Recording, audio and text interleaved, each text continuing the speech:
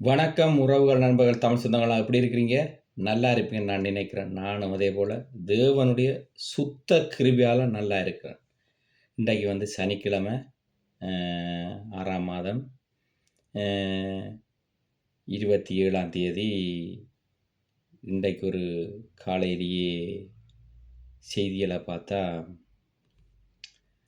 பாக்கியராஜ் ஐயா அவர்கள் அ ஹார்ட் அட்டாக்ல இறந்திருக்கிறார். அப்ப முழு வலைதளங்களிலும் அவருடைய துக்கத்தை அனுசரித்து பதிவுகளை போட்டிருந்தார்கள். உண்மையிலேயே குடும்பங்கள எப்படி நகைச்சுவையோடும், எப்படி சரியான கருத்துக்களோடும், எப்படி சமூகம் இருக்க வேண்டும் என்று சொல்லியும் நிறைய படைப்புகள கதை ஆசிரியராக இருந்து படைப்புகள தந்த ஒரு மனிதர் தான் ஐயா பாக்கியராஜ் அவர்கள். அவருடைய திருமணத்தையே எங்களுடைய தமிழ்நாட்டில் ஆரம்ப காலங்களில் இருந்த முதலமைச்சர் எம்ஜிஆர் அவர்கள் அவருடைய திருமணத்தை நேரில் நின்று செய்து வைத்திருந்ததாக நாங்கள் தரவுகளில் பார்த்திருந்தோம். அதேபோல எம்ஜிஆர் ஐயா அவர்கள் பாக்கியராஜ் ஐயாவை தன்னுடைய இருதயத்துக்கு பிடித்த ஒரு மனிதராக கூட பார்த்திருந்தார் என்று சொல்லி கணிப்புகள், தரவுகள் சொல்லுகிறது. உண்மையிலேயே அவருடைய படைப்புகள் எல்லாம் மிக ஒரு வித்தியாசமாக இருக்கும். அது முழுக்க முழுக்க குடும்பங்களோடு எப்படி மனித வாழ்க்கை பின்னி பிணைந்திருக்குமோ, கிராமங்களோடு எப்படி நகைச்சுவைகள் பின்னி பிணைந்திருக்குமோ, அப்படியான படைப்புகளை தந்த ஒரு நல்ல மனிதர் இன்றைய நாள் இந்த உலகை விட்டு விடைபெற்று விட்டார். பிறக்கும் பொழுதே இறக்கின்ற செய்தி இருக்கென்று சொல்லி காலங்காலமாக தத்துவ பாடல்களில் சொல்லி கொண்டிருக்கிறது. எந்த மனிதனுக்கும் பிறப்பு எப்படி அவசியமோ அதே போல இறப்பும் அவசியமானது ஒன்றுதான், அதை தவிர்க்க முடியாது. ஆனால் இப்படியான லெஜண்டுகள் இறக்கும் பொழுது அவர்களுடைய துறை, அதாவது சினிமா துறையில் உள்ளவர்களுக்கு நிறைய தாக்கங்களை கொடுக்கும். அதே போல் அவருடைய குடும்பத்தினருக்கும் தாக்கங்களை கொடுக்கும். இப்பொழுது நான் செய்தியில் பார்க்கும் பொழுது அவருடைய கண்ணை தானமாக வழங்குவதற்கு அந்த குடும்பம் முன்வந்திருக்கிறார். சரி, அந்த குடும்பத்தை தேவன் ஆறுதல் தேற்றுதல் படுத்தி காத்துக்கொள்ள வேண்டும். நாங்கள் இப்போ விடயத்துக்கு வருவோம்.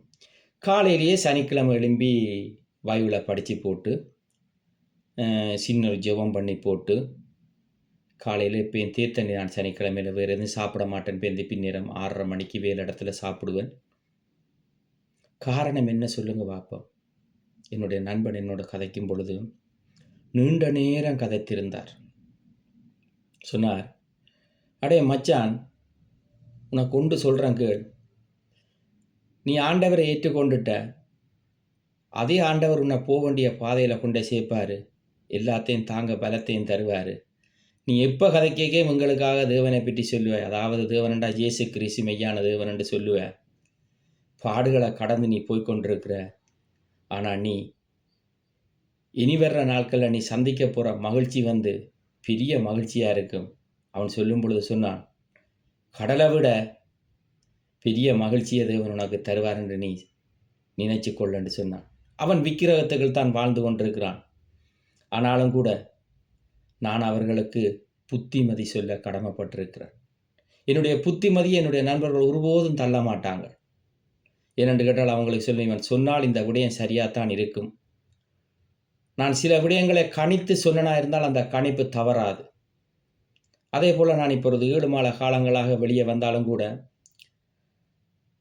என்னுடைய பிரச்சனையை பற்றி நான் யாரோடும் பேசுவது அல்ல.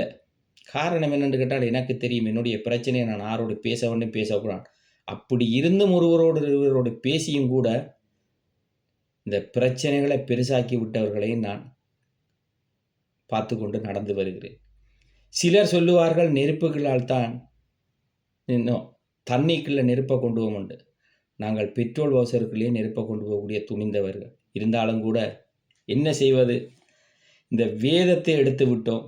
இந்த வேதத்துக்கு புறம்பாக நான் இதன் தவறு செய்தால் தேவன் என்னை மாத்திரமல்ல என்னுடைய சந்ததிகளையும் நான் விசாரிப்பேன் என்று சொல்கிறார். அதனால் எல்லாத்தையும் அமைதிப்படுத்தி கொண்டு கடந்து போய் கொண்டிருக்கிறோம். என்னையும் இந்த நாளில் இவ்வளவு பேர் குற்றம் உள்ளவர்கள் என்று சொல்லுகிறார்கள். நான் ஒன்று சொல்லவா? எந்த குற்றமும் செய்யாத இயேசு கிறிஸ்துவையே தூக்கில் போட்ட உலகந்தானையா இந்த உலகம். நாங்கள் இவ்வளவுதான் நல்லவர்களாய் இருந்தாலும் கூட எங்களை கெட்டவர்கள் என்று சொல்வதற்கு 4 பேர் வந்து கொண்டே இருப்பார்கள். அதுகளையெல்லாம் நாங்கள் கண்டுகொள்ளாமல் கடந்து எங்களோட பாதை, எங்களுடைய இலக்கை நோக்கி ஓடிக்கொண்டே இருக்க வேண்டும். சிலருக்கு பணம், சொத்து, மதிப்புகள் எல்லாம் வந்துவிட்டால் என்ன செய்வார்கள் என்று கேட்டால், மெதுவாக வெளிக்கிட்டு விடுவார்கள். மெல்ல மெல்ல மெல்லமா இந்த குடும்ப பிரச்சனைகள் பார்ப்பதற்கு. அது அவர்களுக்கு அடுத்தவர்களுடைய குடும்ப பிரச்சனை பார்ப்பது திருநெல்வேலியில் உள்ள இருட்டு கடை அல்வா சாப்பிட்றது மாதிரி இருக்கும். ஆனால் அந்த அல்வா சாப்பிட்டா பிறகு என்ன செய்ய மாட்டா, தண்ணி குடிக்க வேண்டிய ஒரு கட்டம் வரும்.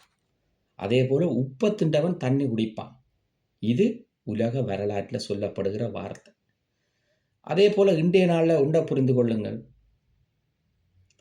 தேவன் திரும்ப திரும்ப சொல்லுகிறார், நான் குடும்பங்களையும் பிள்ளைகளையும் சிறியவர்களையும் நேசிக்கிறேன், சிறியவர்களை என்னிடத்தில் வரவிடுங்கள்.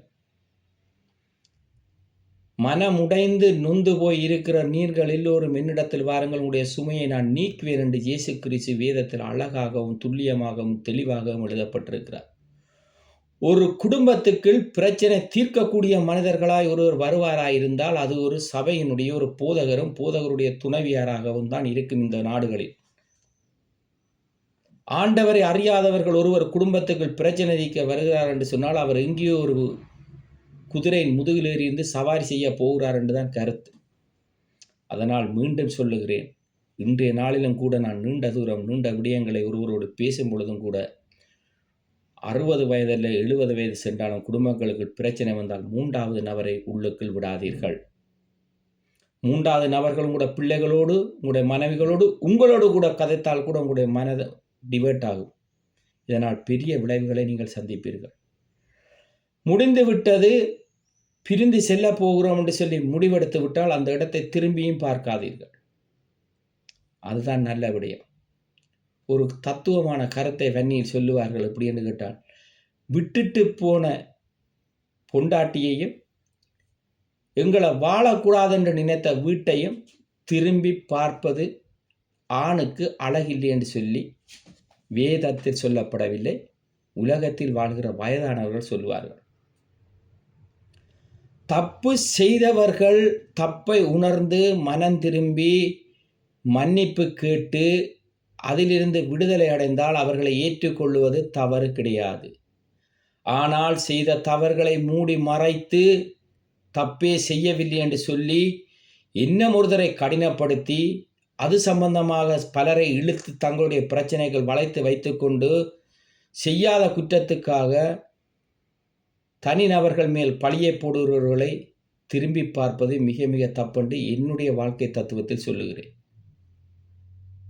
பிழை செய்யாத மனிதர்கள் இந்த உலகத்தில் யாரும் இல்லை. ஆனால் மனம் திரும்புவதற்கு ஏற்ற கனிகளை கொடுக்கும்படியாக இயேசு கிறிஸ்து சொல்லுகிறார். நான் எப்பொழுதும் சனிக்கிழமையில் அதிக நேரம் உறங்குவேன். காரணம் என்னென்று கேட்டால், எனக்கு 7 நாளும் வேலை. இந்த சனிக்கிழமை காலை வேலைக்கு நான் செல்வதில்லை. ஏனென்று கேட்டால் சனிக்கிழமை இரவு ரெஸ்டாரண்ட்டில் அதிக சனம் இருக்கும்ன்றதுனால் நல்லா நான் உறங்கி விடுவேன். எங்களுடைய ஜெபவீடு சுவிசேஷ திருச்சபையினுடைய ஜெப அழைப்பை கூட காலையில் நான் எடுப்பதல்ல, உறக்கத்துக்காகத்தானே தவிர வேறு எதுக்காகவும் அல்ல. எனக்கு இந்த இயேசு கிறிஸ்துவினோட பயணிப்பதைப் போல் ஒரு சந்தோஷமும் மகிழ்ச்சியும் வேறு ஒன்றுமே கிடையாது. இந்த உலகத்தில் யாரால் சந்தோஷம் தர முடியும்? மனிதர்களாய் முடிந்தால் ஒரு 10 நிமிடம் 15 நிமிடம் சந்தோஷம் தர முடியும். அந்த சந்தோஷம் முடிந்த பிறகு நாங்கள் ஒவ்வொருத்தருக்கொருவர் முரண்பாடுகளும் கருத்து வேறுகளும் வளர்ந்து கொண்டே இருக்கும். ஆனால் மெய்யான இயேசு கிறிஸ்து நிரந்தரமான சமாதானத்தையும் சந்தோஷத்தையும் உங்களுக்கு வைத்து போகிறேன், இதோ நான் மீண்டும் வருவேன் என்று சொல்லி வேதம் சொல்லுகிறது. அப்படியாப்பட்ட மெய்யான தேவனை நான் ஆராதிக்கிறபடியினால் என்னுடைய தேவன் ஆரோனின் சிரசில் ஊற்றப்பட்ட பரிமள தைலத்தை ஊற்றி என்னை ஆசீர்வதித்து என்னை சுற்றிலும் வேலியடைத்து பாதுகாத்து கொண்டிருக்கிறார். தேவன் நல்லவரும் வல்லவரும் போதுமானவராக இருக்கிறார் என்னுடைய வாழ்க்கையில். உங்களுக்கு இயேசு கிறிஸ்துவை பற்றி சரியாக தெரியாமல் இருக்கலாம். ஆனால் அவரோடு நடப்பது கடினம். ஆனால் நடந்து போனால் அவரை ருசி பார்க்கும் பொழுது மிக மகிழ்ச்சியாக இருக்கும். இது என்னுடைய குருதியில் மாத்திரமல்ல, என்னுடைய தசைகளில் மாத்திரமல்ல, என்னுடைய சிந்தனையில் மாத்திரமல்ல, உண்மையான தேவன் என்று சொல்லி நான் ஆராதிக்கிற தேவன் எனக்கு அவ்வளவு காரியத்தை வாய்க்க பண்ணி கொண்டிருக்கிறார். எரேமியா தீர்க்கதரிசி புத்தகத்தை எடுத்து பார்க்கும் பொழுது சொல்லுகிறார் இயேசு கிறிஸ்து காலையிலேயே, நான் உன்னை தாயின் கருவில் நீ உருவாகும் முன்னே உன்னை நினைத்திருக்கிறேன் என்கிறார். அப்படியாப்பட்ட தேவன், என்னுடைய தாய் தகப்பன் இவ்வளவு ஒரு பிள்ளைகளை பெற்று வளர்க்க வேண்டும் என்று கஷ்டப்பட்டு எங்களெல்லாம் வளர்த்து ஆளாக்கி இன்றைக்கு எங்களை விட்டு இந்த உலகத்தை விட்டு மறைந்து போய்விட்டாலும் கூட நாங்கள் அந்த பெற்றோருக்கு சாட்சி உள்ள பிள்ளைகளாய், இயேசுவுக்கு சாட்சியாக எவ்வளவு தூய்மையாக இருக்கிறோமோ அதுக்கு அடுத்தபடியாக பெற்றோருக்கு சாட்சி உள்ள பிள்ளைகளாக இருக்க வேண்டும். பெற்றோர்கள் இல்லையே, அக்கம் பக்கத்தினர் இல்லையே என்று சொல்லி நினைத்து நாங்கள் பாவத்துக்கு கால்களை கரங்களை தீவிரித்து ஓடாதபடி எங்களை இயேசு கிறிஸ்துவின் விலையேற பெற்ற இரத்தத்தினால் கழுவி முத்திரை போடும் என்று சொல்லி நடந்து செல்ல வேண்டும். அப்பொழுது தேவன் பரத்திலிருந்து எங்களுக்கு வடக்கிலும் கிழக்கிலும் மேற்கிலும் தெற்கிலும் இருந்து ஆசீர்வாதத்தை பல அணிகளை திறந்து கொண்டு தருவார். நான் எப்பொழுதும் தரித்திருந்து காத்திருந்து ஜெபித்து கொண்டே இருப்பேன். காடுகளுக்குள் போகும் பொழுது ஜெபிப்பேன், ரெயினில் பயணப்படும் பொழுது ஜெபிப்பேன், பஸ்ஸில் பயணப்படும் பொழுது ஜெபிப்பேன், வேலிடத்தில் ஜெபிப்பேன். வேலிடத்தில் 6:30 பவுஸ் எடுத்து விட்டால் ஒரு தேத்தனியோ ஒரு சின்ன சாப்பாட்டை எடுத்து முடித்து விட்டு ஒரு இடம் இருக்கிறது, அழகான ஃப்ரிட்ஜ், ஏசி போட்டிருக்கும். அதுக்கு பக்கத்தில் இருந்து, தேவரீர் இந்த வேளை என்னோடு நீர் இடைப்படும், என்னை காத்து கொள்ளும், என்னை வழி நடத்தும் என்று சொல்லி கேட்பேன். நல்ல மனிதர்களுக்கு ஒரு லைஃப் தான் வரும். அந்த லைஃப் போய்விட்டது என்று சொன்னால் இன்னும் ஒரு லைஃப்பை அந்த மனிதன் தேட மாட்டான். காரணம் என்னென்று கேட்டால், நான் நினைத்து வேண்டியதெல்லாத்தையும் செய்து இந்த லைஃப்பை தக்க வைத்து கொள்ள வேண்டும் நினைக்கும் பொழுது அந்த லைஃப் அவனை விட்டு போகும் பொழுது இன்னும் ஒரு லைஃபுகள் அவன் போவதற்கு நீண்ட தூரம் யோசிப்பான். ஆனால் முடிவு கடைசியில் எடுக்க வேண்டிய நிலையில் எந்த லைஃப்புமே வேண்டாம், தனிமையே போதும் என்ற முடிவே தேவன் எங்களுக்கு பரத்திலிருந்து கட்டளையிடுவார். இயேசு கிறிஸ்து 33 வருடங்கள் இந்த உலகத்தில் வாழ்ந்தார். அவருக்கு எவ்வளவோ நிந்தைகள், எவ்வளவோ அவமானங்கள், எவ்வளவோ போராட்டங்கள் எல்லாத்தையும் சகித்து தேவன் ஜெருசலேமின் தோட்டத்தில் அவர் ஜெபிக்கும் பொழுது வேர்வை இரத்தமாக ஓடியது என்று சொல்லி வேதம் சொல்லுகிறது. அந்த இயேசு கிறிஸ்து நமக்காக விட்டு சென்ற அந்த கால்ச்சுவட்டுகளில் நாங்கள் நடந்து செல்லும் பொழுது தேவன் எங்களை உயர்ந்த கண்மலையின் மேல் மலையில் வைப்பார். அப்படியான இயேசு கிறிஸ்து இந்த வெயில் காலங்களிலும் அநேக உயிரிழப்புகள் நடந்து கொண்டிருக்கிறது. வெயில் தாங்க முடியாமல் கடல்களுக்கு செல்லுகிற நீங்கள் உங்களுடைய குடும்ப பிள்ளைகளோடு கவனமாயிருங்கள். போகிற இடங்களில் நீங்கள் மகிழ்ச்சியில் ஆங்காங்கே நீங்கள் பிள்ளைகளை விட்டு நீங்கள் ஆங்காங்கே அமர்ந்திருக்கும் பொழுது, இணல் தேடி அமர்ந்திருக்கும் பொழுது, பிள்ளைகள் குளிப்பதற்கு செல்லும் பொழுது தண்ணிகளில் மூழ்கி போகாதபடி பாதுகாத்து கொள்ளுங்கள். பிரயாணப்படும் பொழுது ரோட்டு வெக்கைகள், வாகன வெக்கைகள், அதே போல் சன நெருக்கடி வெக்கைகள் எல்லாம் இருக்கும் பொழுது உங்களுக்கு சிந்தனைகள் நோகும். வாகனம் ஓட்டும் பொழுது கவனமாக ஓடுங்கள். வருகிற இன்னும் ஒரு 3 நாட்களில் இந்த மாதத்தை இயேசு கிறிஸ்து முழுமையாக 6ஆம் மாதம் முடிய போகிறது. 7ஆம் மாதத்துக்கு நாங்கள் கடந்து வர போகிறோம். விடுமுறைக்கு சகல ஆயத்தங்களையும் எல்லா நாட்டு மக்களும் செய்து கொண்டிருக்கிறார்கள். உங்களுடைய விடுமுறைகளை பத்திரமாய் பாதுகாத்து கொள்ளுங்கள். தேவன் உங்களோடும், உங்களோட குடும்பங்களோடும், உங்களோட பிள்ளைகளோடும், உங்களோட தொழிற்சாபனங்களோடும், உங்களோட வேலையிடங்களிலும் தேவன் கூட இருந்து உங்களை ஆசீர்வதிப்பார். என்னுடைய யூடியூப்பை பார்க்குற நண்பர்கள், என்னுடைய வாட்ஸ்அப் நண்பர்கள், என்னுடைய ஃபேஸ்புக் நண்பர்கள் அனைவருக்கும் இந்த காலநிலை சரியாக உங்களோட உடற்தகுதிகளை பாதுகாத்து கொள்ள தேவன் உதவி செய்வார் என்று சொல்லி உங்களிடமிருந்து விடைபெற்றுக் கொள்ளுகிறேன். உங்கள் வன்னி மலைத்துளி யூடியூப் பண்டன். நன்றி, வணக்கம் நண்பர், தம் சொந்தங்களோர் அனைவருக்கும்.